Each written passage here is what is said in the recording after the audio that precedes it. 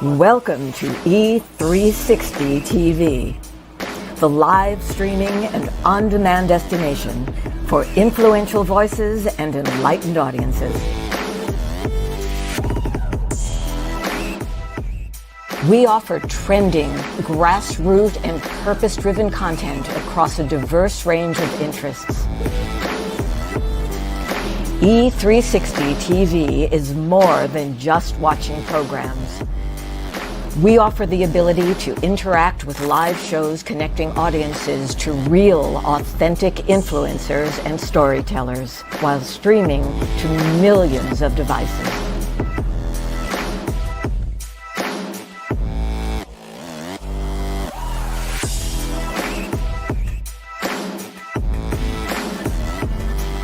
Real experiences. Raw conversations. One destination for it all.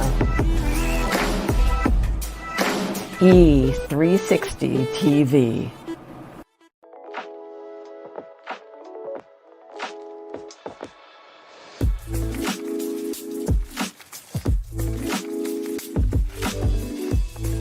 All of our stories begin with either in the beginning or once upon a time. And for me, my story began pretty much, and this is how it was referred to for quite a while, a backdoor deal. I could be living in a different neighborhood, in a different school, with different kids in the same bedroom from day to day. And so it began to feel like I was moving through a maze. I was always the kind of kid who would talk to my imaginary friends, they would talk back, and I know now that it was a great thing because it was carving out a place for me to dream. A lot of us will say, well, I want to lose 10 pounds. And then down the road, we've gained it. Why? Because want comes like a wish list, but need comes with a plan. When you feel that power, that is your story, and you see how many paths it can light, trust me, there's nothing in the world that will make you say it wasn't worth it.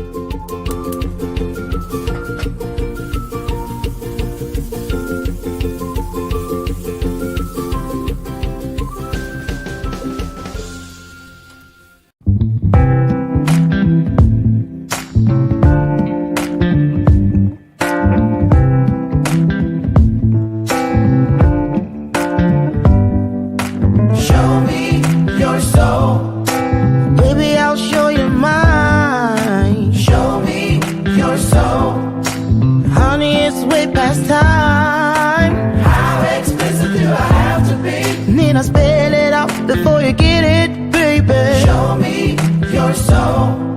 And honey, I'll show you mine. I'll show you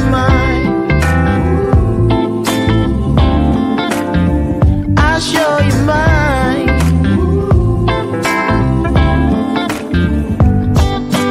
Boy, I'm standing right here holding up a sign, shamelessly displaying my state of mind. You walk right past me, pretending like you don't see what's yours for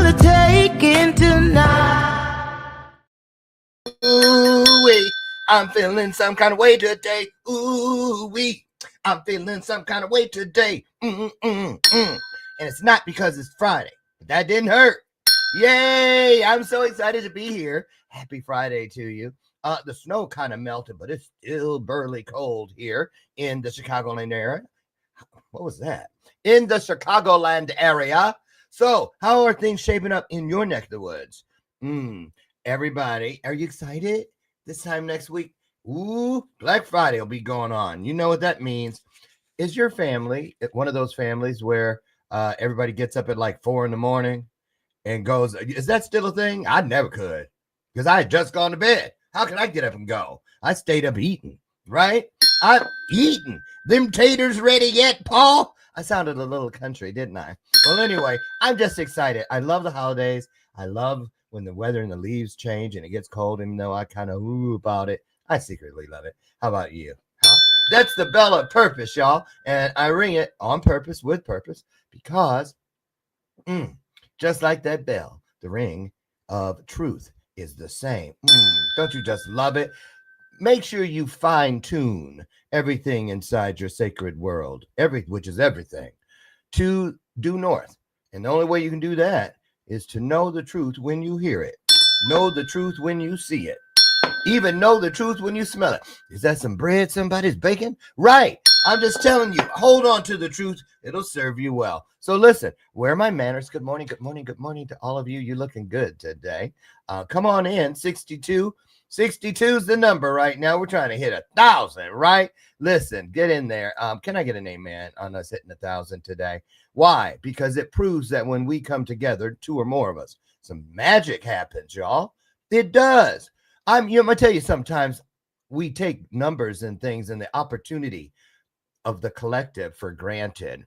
And I don't, because I remember many times in my journey, sleeping in the back seat of an abandoned car, sleeping under a table at some park or something. I was homeless for many years, many. And I'm just keeping it real. And I remember, I hope I never forget those times where I just knew I was the only person in the world that knew I existed. You know, so I cherish these moments where we get to come together, and I pray you do too. So what do we have for you? Oh, let me get this up. I keep forgetting we have a new sponsor, Genovia Brene. Wait a minute. Okay. And if I see this, I can never do this. How you point there? There, up there, that green circle. See it? Get your camera, your phone, and click it. When you want to, when you get a chance, head over to Genovia Brene. I use their products. I put some on today, right? All kinds of all natural, holistic things for your skin, your hair. And they are awesome. I'm not kidding you. Mother-daughter team behind that company.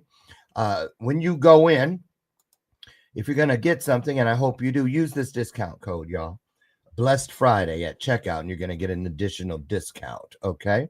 Use that there. I'm going to let that run right there. And so, who do we have today? You know, I love Friday shows because you never know where they're going to go, right? And I'm making sure I got that. Okay. Stephanie Ann. Stephanie Ann, if you don't get off that phone and get to that homework, girl. Stephanie Ann, didn't I say come down here and do these dishes? Can you hear it? I can. I bet she got sick of hearing that. Oh, I wished I didn't. Why do I have to hear my name? Stephanie Ann? Right. Stephanie Ann Webb is here. You guys are going to have a great time with this lady. You really are. I'm so excited to bring her on. She is an encouragement and an empowerment mentor. And I love that because, you know, a lot of people think mentor means I ain't trying to make a living. That ain't true. And so, but I love it because all of a sudden she's not like every other towel on the beach, i.e. I'm a coach. And I'm a coach, and I'm like, wow, nice move, Stephanie. And so she's also a podcaster, you guys. She's a speaker. And guess what? She is an author. She loves to change up the color of her hair. I know that because I think I saw 6 or 7 colors just snooping around on Facebook. Right. I love a person who is comfortable in their skin enough to be who they need to be to feel their best. And she's coming down the hallway, and she brought her best, you guys. Put some hearts on the screen. It's our virtual way of saying welcome as our guest comes on in. Stephanie Ann Webb. Here she comes.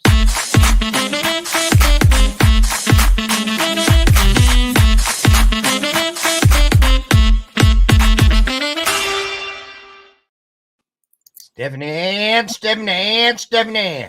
Hi. How are Thank you? you so much. I'm great. How are you? Good. Hi, Shine with Andrea.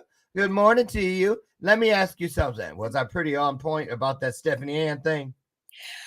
I think I only got that a few times. I was just called Steph most Steph? Steph, but Oh, she was spoiled, y'all. I have never met a Steph who was not spoiled. Are you the baby? I am the baby. Yes, my older sister would tell you I'm spoiled, so. Are The ring Stephanie of truth. spoiled? I didn't know that. Uh-huh. Oh, Steph. Okay, see, if you'd have been the oldest one, it definitely would have been Stephanie Ann.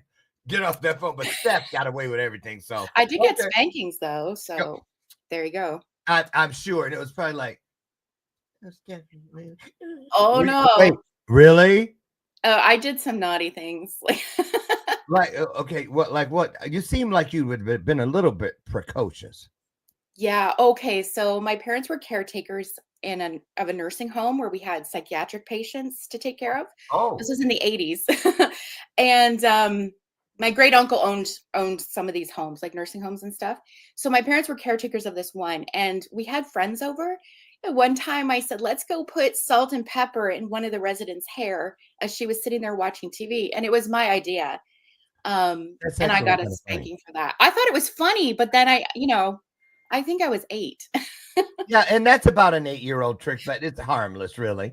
Yeah, And but it wasn't nice. Like, now I'm like, "Oh, that was so mean," but, I so thought it would be funny. so man, I want to get started because now that you told me that about growing up and your parents had a nursing home, I got some extra questions for you.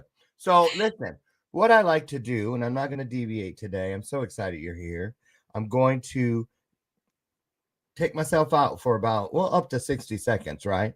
You don't have to use the full time, but take it if you need it. And just kind of, speak from your heart, pour into the people, and just how you're feeling about what you're feeling today. And then I'll come back in and we can officially get started. Sound good? Sounds good. Thank Okay. you. I'll use Stephanie Ann. Take it away. Mhm. Hi, guys. Thank you so much. So, I am an encouragement and empowerment mentor. And like Dr. Lauren said, I was calling myself a coach for a bit of time, but I thought, you know what? I want to be different. I want to have a different kind of name. So, I thought of the name mentor, or the title mentor, just because I find that there's so much beauty in just connecting with people. And sometimes when you're connecting with a coach, at times you might feel like you're talked at. I know I have felt that at times. So I find it's really important to hold space for others. Um, People want to feel seen and heard and understood. And that is so lacking in our world right now. There's a lot of talking at people. There's a lot of dismissiveness. We're not understanding that people are going through something. Sometimes we say you just need to think positively, and maybe they're not wrong, but also that can be dismissive at times as well. So we need to have empathy for where people are and what they're going through, because we're all at different stages, while also showing that we can move forward and that there's hope in this beautiful world. Mm. Was that 60 seconds? Yeah. No, yeah, it was. And that was great. 60 seconds. Was You'd have done great in the pageant world. All you need, you got the wave though. You got to have a wave. You got to have that wave. So Clean wave? yes, beautiful, beautiful. Thank you for sharing, Thank Stephanie. you. Oh, Steph, as her friends and Call me family. whatever. Yeah, right. Just don't call me late for dinner. Listen, I saw in somewhere when I was snooping around about you that you put it. I think it was your website. That's where I think it was, where you said something about you share all you had varied careers or something like that. A Yes. variety of careers, right? So I was Yes. like, ooh, like what? Lion tamer? So can you give us a little insight into some of those? Absolutely. So I always had a hard time figuring out what I wanted to do. And, when you're in high school and you're 16 and they're like, you need to figure out your courses because you need to know what you're taking at university. 16, wait a minute, just for the sake of it. 16, and you're in high school, you're 16 or 23, as the case was with me. I'm kidding. Oh, look at your little compassionate face. Oh, You were like, ooh, baby. sometimes I take people too I'm literally. kidding. So I was always called gullible at school. So Then my husband's that way. I call him Richie Cunningham. He's so, There you so go. gullible. Really? I'm like, honey, no. So anyway, Yeah, I'm that go on. person. No, go So- on. Get used to my ADHD interrupting you. It's not Dr. Lauren. He has a mind of his So- own. Go ahead. When I was younger, I love to sing. I took singing lessons. I just wanted to sing. And then I actually, when I was in my later teens, I wanted to get into radio because I thought it was so cool that people talked on the radio. It is. It is. It But I is. was incredibly shy and incredibly shy. I couldn't even talk to people. Sometimes I would, like, my sister would talk for me, even into my 20s. And so, anyway, so then I went for 1 year at Bible college. I took music. I hate theory. I almost failed it. So I was like, this is not for me. Then I went to college and I did my diploma. I got my diploma in paralegal studies. I worked at a law firm for about a year in family law, which is quite intense. Mm-hmm. It was not. I was a receptionist at a law firm once. Oh, really? Yes, out in LA. And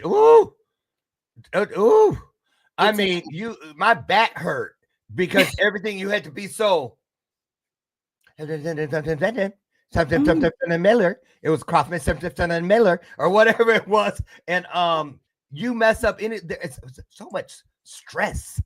Oh, and I had anxiety and I didn't know it. So I was always when you have anxiety and your brain is foggy and you say stupid things and people are like, "Are you stupid?" And I'm like, ugh. It was, I was like 25. So right. Plus, I always felt like my clothes came out of the trash can as the receptionist compared to, how they come in. Oh, yeah. Every day is something different. So anyway, okay, I need to release this clearly and do something. Thank you for helping me there. I didn't know that was still in the bathtub as a ring. So go ahead. So you worked at the law firm. What else? So I was let go from that, which I was really happy about. And then I got a job at a bank and I worked different areas. I worked in the back office. I did that too. I was a teller. And a teller, yeah. For 14 years. In the meantime, I moved to Toronto. I'm for 14 years? At a bank, yeah. Well, I started out there. Then I took a leave of absence. I moved to Toronto, went back to school, and I was studying psychology, and then I switched to philosophy. And then I was still working at the bank. Well, I see your hair color isn't the only thing that changes often. No, I guess I'm no, but let's talk about that. To change. No, it's a thing now. And the thing is, it's a nomadic lifestyle. But what I love about people who can do that on their own, I kind of got pushed into it because I was in the system. But when you choose like you have, it's because there's a promise. Seek and you will find. So you got to look. So that's what I love about that. What do you think you learned the most from all of those different sticking your fingers or toes in the water, if you will, that helped get you to where you are? Because all of it clearly was necessary. Well, I had to learn what I didn't want because I never knew what I wanted. Ooh. And I was not ready to be who I was meant to be because I was still very insecure, very shy. I didn't have a voice. I felt like I could never speak for myself. And I knew I couldn't speak for myself. So what I learned through all that was I took something from everything I did. And I know I have people who have said, "Oh, you failed at this, you failed at that." And I'm like, I did not fail. Who said that? Oh, just certain people I know. See, I wish they, okay. And especially because I went to 3 different post-secondary schools. In Toronto, I went to another one. And I only graduated from one post-secondary school. I never actually finished the other 2. But I thought, I had to quit that because of my job, the hours, and as well as it was very expensive. But I learned what I did, and it was just, that was my time. Well, how did you process it though? Even though people were saying things like, ooh, dang, because I know everybody quit, y'all. Everybody got somebody in the family that went, wait a minute, when I'm looking at the camera, does it look like I'm looking at? That's weird. Okay, pay attention. Look, ADHD is just run all over. Sit your ass down in there. So anyway, but how did hearing people say, as if it was a bad thing, not stop. A lot of people stop where they're at and stay in something they do not even love or like all their lives to please the people around them, is what I'm getting. A lot of people, more than would admit it. So what do you think this was all about? You know, trying to, almost like a chameleon. What did you learn about yourself? Because first of all, insecure and shy are two different things. So why don't we start there? So shy is like the person who helps with the school play, and when they call them out to give them credit, they peek out on the side and they don't even want to come out. They just stick their head out and wave. That's shy. But insecure is different. They wear their clothes different. They walk different. They stay away from play. So can you shed some light on what that looked like for you? These two different pieces, Stephanie? Yeah. So I remember I couldn't even look people in the eye. And I would always look down and, and people said to me, you have to look people in the eye. And it was a friend of mine who forced me when I was in grade 8. She forced me to look her in the eye. And since then, I'm able to do it. So, but that was, I never wanted to be seen. I always felt like I should just Why? be visible. Any like reason? I shouldn't take up space in this world. Well, okay. So where do you think that came from? Those whispers, you shouldn't take up space. Where did it come from? I think it came from a variety of things. How specifically my dad would talk to us, and also about women in general. I thought we were second class. We kind of were just here to pump out babies, and just like, I was taught we weren't You said you went to a Bible logical. school. I'm sorry. You said you went to a Bible school. Yeah, I grew up So in the Christian school. I went to Bible college, and I went to Christian university. Okay, so what was going on in the house religiously? Fundamentalist, conservative, evangelical. Okay, well, all righty. Oh, you might want to lead with that next time. Oh, yeah. Well, it explains a lot. I came from a Seventh-day Adventist home. I know. I remember that. Oh, please don't strike me down, please. Yes. Girl. It's been a lot of Enough said. Yes. growing, and also in the church being taught that there was a lot of, well, there is your worm, your sinner, and some churches can make it like you're not terrible, but from how I perceived it, at least, and I know many of us did, we thought we're never good enough, and we had to be humble, which we kind of took it as. A lot of us didn't understand what humility meant. We're like, that means we have to keep ourselves small. So just a lot of that all tied together. And I was always chubby since I was like the doctor, when I was in kindergarten, the doctor told my mom I was a little piggy. So I was always on diets. And so when I went to school, I was always teased I was the fat kid. Although looking back at pictures, I'm like, I was so cute. The poor little Okay. she was, I know, though. I was teased. I was sissy this, sissy that. I know what you're talking about. And back then, when you're a kid, do you remember this? I bet you some of y'all understand this. Do you remember when we were little, how someone could say something that would hurt your feelings, and if you could physically feel like someone kicked you in the stomach? Oh, yeah. Do you remember that? Where they said something and it felt like, it was, and I would, do you remember that? Oh, I still remember what it feels like, which apparently not everyone does. A friend of mine said that's why you should continue writing children's books, because you remember what it feels like to be a kid. I do too. Do you? Yes. Yes, not everyone does. So I don't know.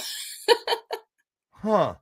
Okay. So even then, something was afoot. Something. Here's what I see in my mind when people describe those traumatic situations, because I've already been told, I know, that when that sort of thing touches a child's life, that moment, that's one of the moments that you have been, that's what's marking you for greatness. You have just been officially marked, as if God took his finger and touched you and marked you for greatness. And then, well, why does it keep happening? Because those are gentle love nudges to remind you, hey, don't forget, you've been marked for greatness. So, okay. So so that accounts for the shyness. And the insecurity. And the insecurity, because you're getting, okay, so when did you start to come into your own, so to speak? What was the pivot? What was the turning point? What corner did you go around? There have been a few. Like, it's such I can see the growth over the years. I don't know that there was like in my 20, every decade you're like, wow, I'm so grown up. I learned so much. And then Right. you get older and you're like, wow, I didn't even know anything back then. So it's really funny how that works. But moving to Toronto was huge for me. I moved there when I was 29 to go to school. Mm-hmm. And being in a big city and having to Right, Lori. Go ahead. um, Lori, having so gory. No, see, now you know. Oh, I was on both sides of the aisle back then, clearly, because it just came. She goes, I couldn't. and your Sorry. name with the matching word. Yes. So I I'll was have like, to think about Lori, that. so gory, Oh, or a story. Okay, sorry. I had a friend call me Stuffy Steph. I'm like, And my don't think name was Larry then, so I was Larry the Fairy. oh, I know. mean. I And sticks know. and stones will break your bones, but words will never hurt me is not helpful. I tried to say that a couple times, but breaking down crying in the middle of it didn't make the punchline land. So Yeah.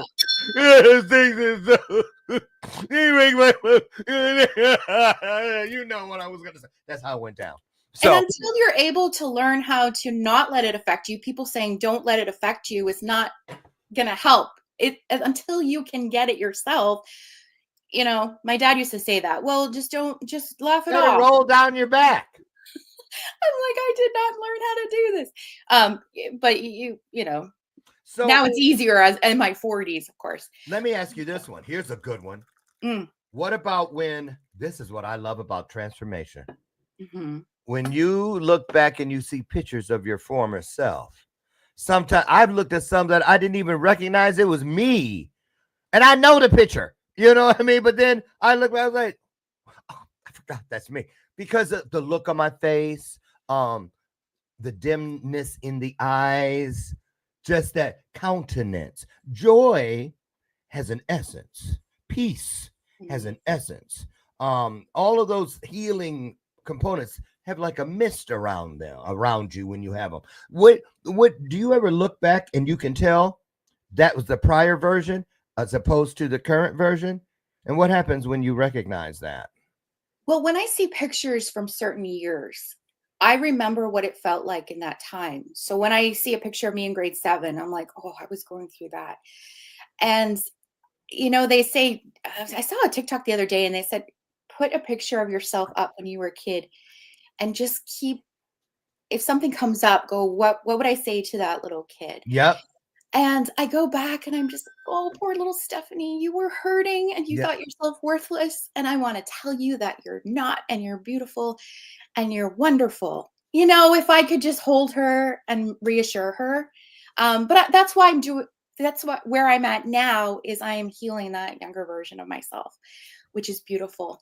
But actually going back to your previous question Mm-hmm. about the transform or the pivot, moving to Toronto was a huge move for me. But to be honest, when I turned 40, I've always kind of been questioning, but starting the process of deconstructing my faith, questioning, challenging. Took you to 40?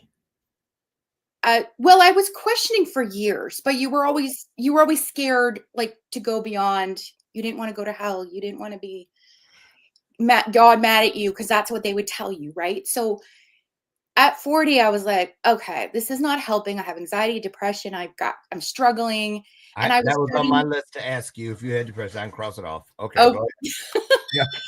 and I was always interested in personal growth. So I love learning psychology and all of these kind of things.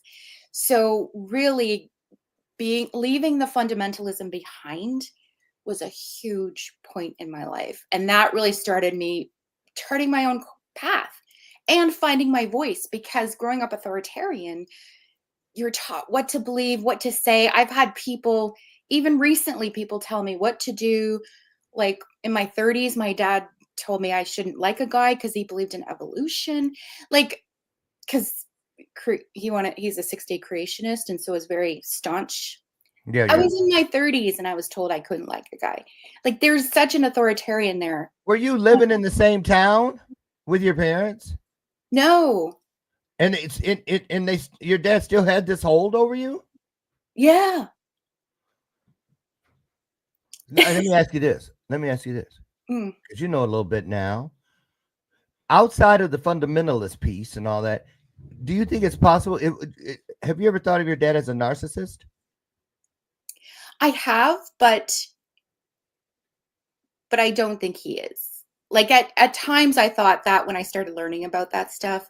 But then Because the hold, that's what makes me ask, Stephanie Ann, because of the hold over you at such a advanced age in your life. No, I don't mean like old, but I'm saying usually, we hit 30. It's like, okay, I know that's what y'all, it was good for y'all back then. Yes, I know you walk 20 miles to school every day in the snow. Because we all heard those stories. But well, my sister was more tough than me, so she did not let what he said get to her as much. She could argue with him, but I was always I wanted to be the good little girl. I find it hard. I'm the person that 2 days later I'll have a response. In the moment, I get I had anxiety, so anytime a fight would come up or something, I'd start going. And I'm also an HSP, highly sensitive person, so I get very the feelings are quite intense. Do you consider yourself an empath? Similar to empaths, Like but holding they're a space little and bit whatnot? different than HSPs, but like very, very similar. So the world has been incredibly overwhelming, especially when I lived in Toronto. And then I learned about being an HSP in my 30s. I was like, oh, that makes so much more sense, because I knew I was an introvert, but I didn't know that there was a deeper level of. Can we talk about that for a second? That HSP, since I didn't know it's like a thing, and you learned about it, and like ADHD is a thing. So, let's talk about that for a second, if you don't mind. Highly sensitive. Where does that fall on the mental health spectrum? You know what I'm saying? How did they bring it in? They started studying it in the 90s. I think it was Dr. Elaine Aron. I don't know if she was the one that studied it, or she wrote a book anyway about being highly sensitive. It's Okay. actually a personality type. But it's also I don't have all the details. Yeah. Just what you know. I don't mind to put you on the spot, but I'm curious. I just know when there's loud noises, when there's a siren that goes by or somebody honks, it's like my ears hurt, like my whole body is just like, oh, that's too loud. And people would always go, what's wrong with you? When there's movies where it's like Hallmark movies, right? I'm like crying and yeah. What's wrong with you? I get overwhelmed in groups. So I never enjoyed being out in big public places like concerts. My energy is drained very quickly. So I just kind of, my friends, if we go to concerts, they're like dancing, and I'm just like, I'm observing, because I'm taking in everything all at once. And Right. Like, is it almost like overstimulation? Yes. And because I have a client that's on the spectrum with Asperger's.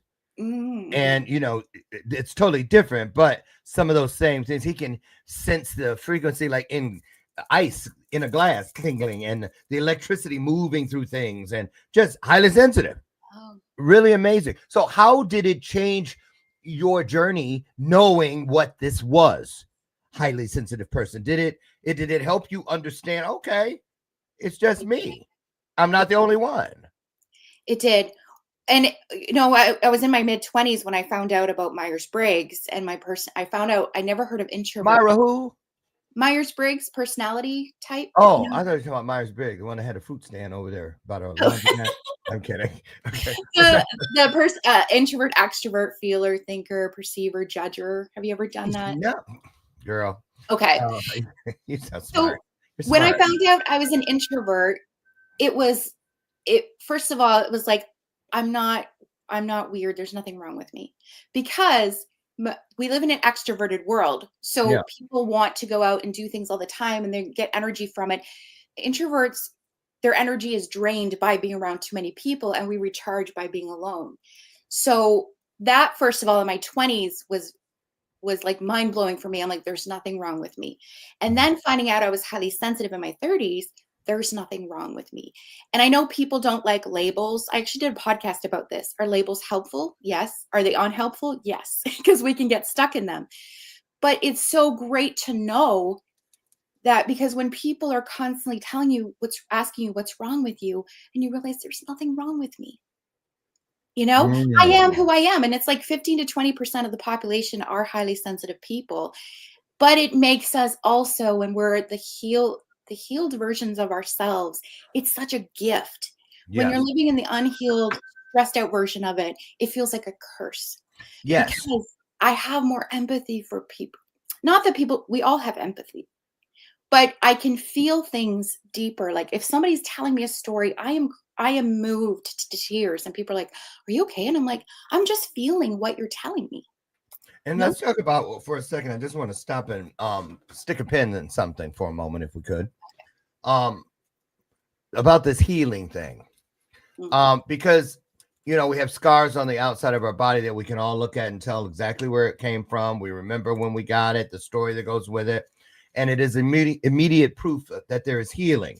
And so, but we don't look at our wounds, our sores that we can't see in the same manner, but we really should, because here's why. If you just imagine if you had ignored the wounds on your body, or what about this? This is what I love. This one I say to people all the time. I tell kids, can you imagine if every other boo-boo healed, and we wouldn't have made it, because we'd have had open, so we'd have died from sepsis, all kinds of infections. Just think about it. So that's why I think a lot of us underestimate the power of healing. The power of healing. And I think that's what you were really alluding to there, is about the healing on the inside. So how did did somebody have to point to it on the inside, like a therapist or something, or what? Because you got to remember, you're still dragging. It's like a piece of, well, I don't know if I like that. I was gonna say a piece of, when you ever seen a person with a piece of toilet paper stuck on the bottom of their foot walking down the hallway in the mall or something. But I'm saying, when we come out of a bad relationship of controlled of religion, organized religion, a lot of us stay mad at God when it wasn't him. It wasn't God. It wasn't him, she. It wasn't he, she, they. It wasn't greater than us. It was something some man did. Man meaning people. So how did you get past that? Because that's the thing, that you're living in fear and you're going to burn in hell. And how did you step out of that? Just take that off, but still maintain some faith in something greater than yourself, because you have that. Talk about that. Whoa, that's been, yeah, that's been a journey. And deconstructing through that process, it was very painful, because you're challenging everything that you were raised with, and your biases, and everything that you thought you knew, which is beautiful. That's what critical thinking is.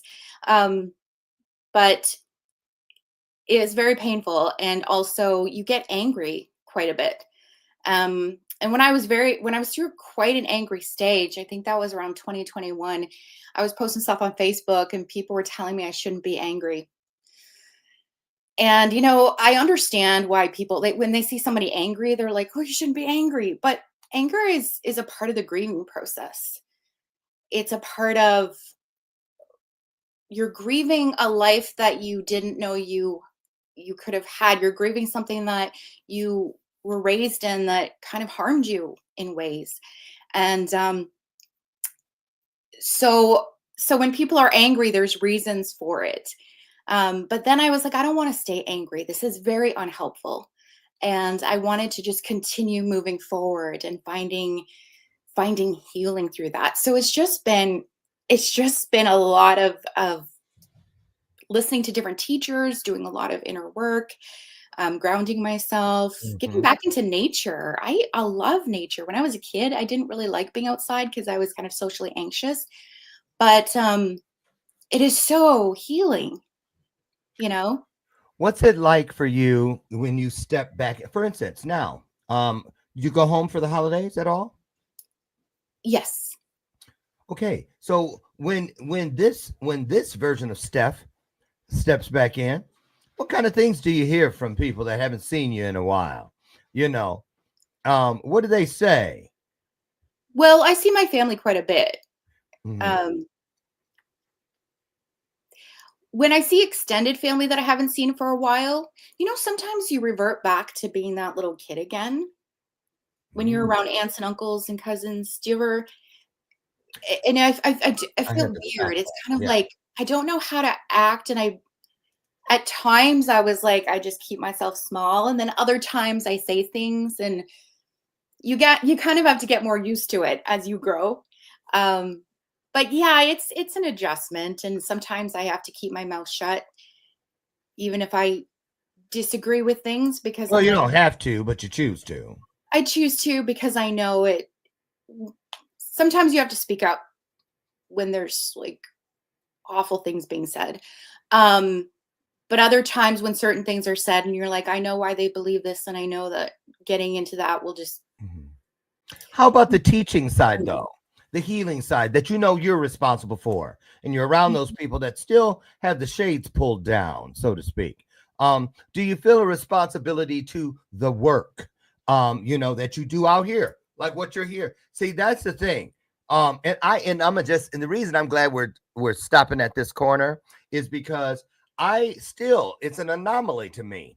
I'm like, I deal with people all over the world and coach people and speak on stages all over the world, sharing tips and hacks and things, that nuggets that I've picked up from other people and have learned along my own journey that work with the people that I work with.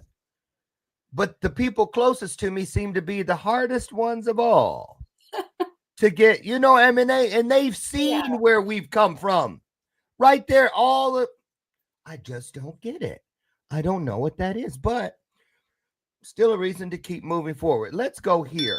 Let's move over to this. Now, uh, you have a podcast, Yeah, Step Up podcast. Step Up Podcast. What's that all about? So I started it in 2020 during COVID, and I listened to Simon Sinek's podcast, A Bit of Optimism, and I Mhm. was like, "Oh, I love talking to people." And I know a lot of life coaches or people um, through like the John Maxwell team that I was So a you're part of. certified through John Maxwell, right? Yes. Yes. Okay.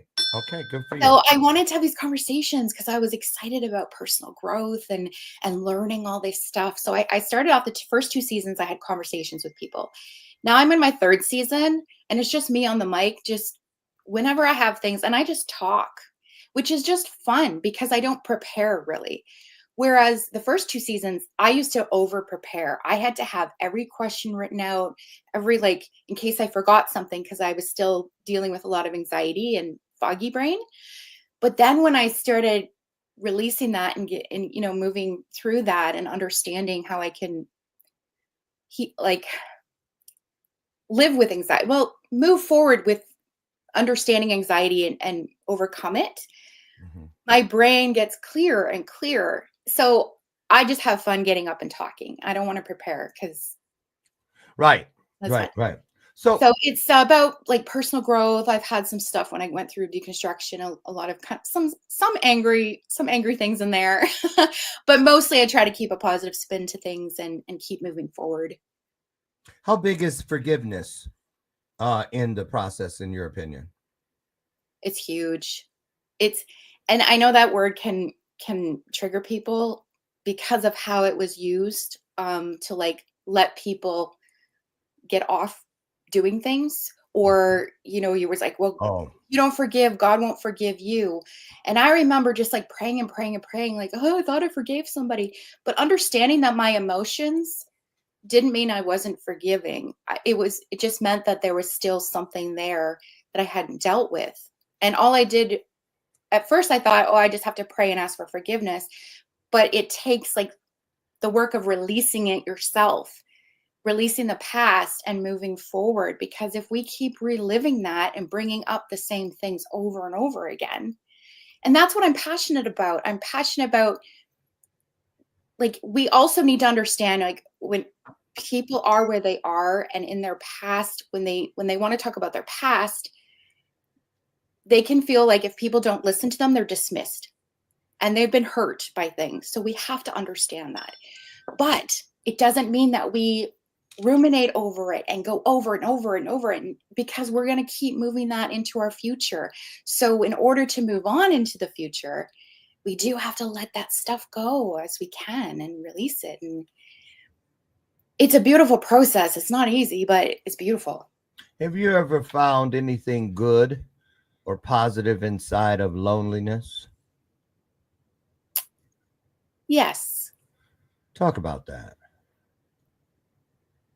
I generally tend to run away from people, especially being an introvert, HSP, because the energies of everybody can be overwhelming. But then when I'm by myself and I can feel quite lonely, I realize I need that connection with people.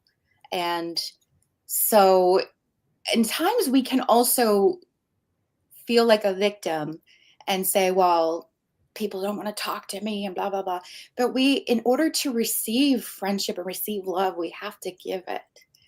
And so I think sometimes we don't know that, or we forget that when we're kind of feeling, oh, I'm lonely and nobody wants to be my friend, or we have to go out and do that as well for others. Here we go. Lori, thank you for doing this, because here we go. When people say I forgive, but I don't forget, a lot of times I used to think that, and you got to understand, I was the forgiveness king. I had the company, the very first one in the world that did professional apologies for people in 1988, put me in People and on Oprah, all kinds of things. Apology Accepted, did thousands of apologies for people who couldn't or wouldn't for themselves. And what I learned through that experience, because universe, God, they give you things. Sometimes that's the only way you can learn it. Just have to watch it, what it does or didn't do for other people. And I was not willing to forgive. I took my cues from Victor Newman on Young and the Restless and Alexis Colby Carrington on Dynasty. That's who I was modeling my journey after. Thank God that changed. But I'll say this. When we forgive, especially those of you who are biblical based people, and the Bible has a lot of great stuff in it, but then so does the Farmer's Almanac, so does Mother Goose, so does Confucius Says.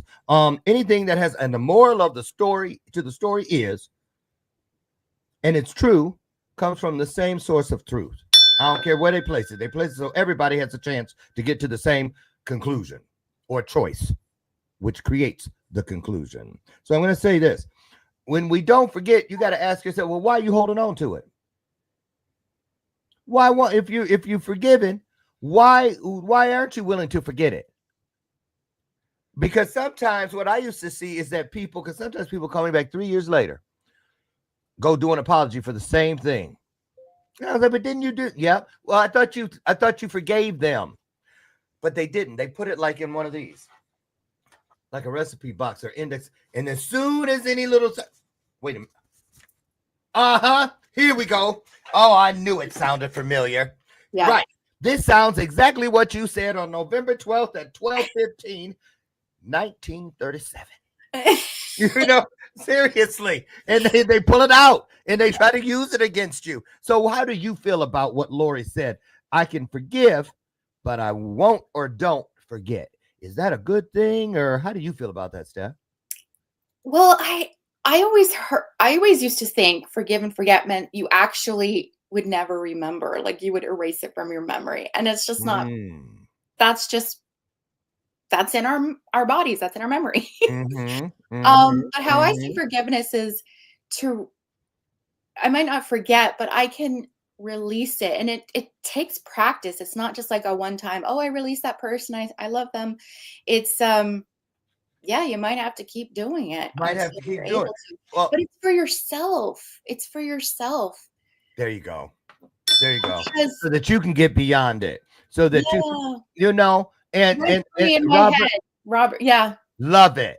I would see, Robert, sometimes you throw down some that are just big boulders of gold.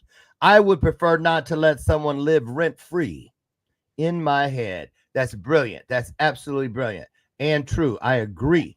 Mike says funny but true.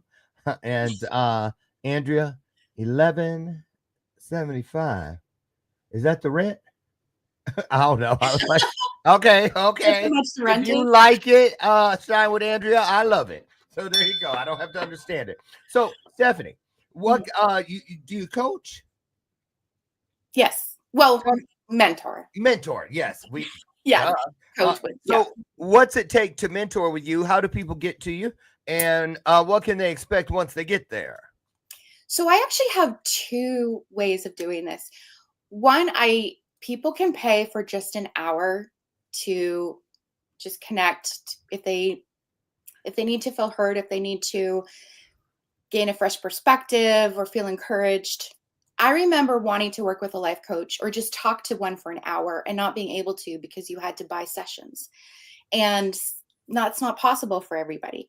Right. So I have that option where you can just book an hour with me, or if you want to work with me, you can connect with me. So that's all through my website, stephanieannwebb.online, which is a new, instead of .com, that's a new one, .online. And there it is. And we've taken the liberty of pulling up the specific page that we're talking about, which is the coaching. You. And so there it is. I just adjusted my website last night too, because I keep, as you move forward to things and you readjust, you're like, oh, now I'm just trying different things. I do. So I just readjusted it last night. Well, there you go. You get the fresh coat of paint today if you head over, and we hope you will. Just go over. It's a very refreshing website, very easy to follow. I loved everything about it. I went and I had a user-friendly experience, and so I encourage all of you that possibly could benefit, and I know that's a boatload from Stephanie's work. Get over and check her out, won't you please? And Stephanie, big plans. Where are you headed for Thanksgiving? You're staying at home? Where are you going? I'm actually Canadian, so we had our Thanksgiving in October. Oh. I know. Well, we get to all right. So you'll just be sitting at home doing whatever next Thursday. Okay. Yeah. Yes. Well, listen. I know that big things are going to keep growing out of that Certal foil. I was thinking foil, like tin foil. Sorry. Yes. All I can do is shake my hand and say, thank you, Lord. Thank you. You know what I'm saying? At least I know who I was going to say, at least I know who the president is, but